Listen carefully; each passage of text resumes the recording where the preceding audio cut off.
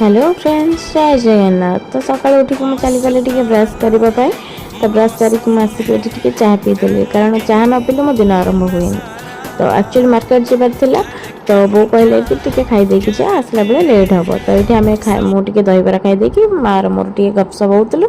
तो ताको सारिक आम आसीगलु सौदा दुकान को। तो सौदा दुकान किसी सौदा नहीं गलु। देन बो फोन कला कि परिबा किछि नाही, तो परिबा भी नहीं आस घर को।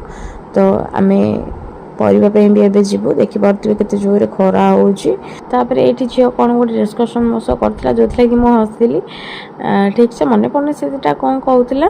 तो देखि पार्थिबे केते जोरे खरा होउची, माने बाहर को आसिया को भी इच्छा होउनी। माने पानी बोतल नहीं के आसिले भी से पानी ताती जाउची।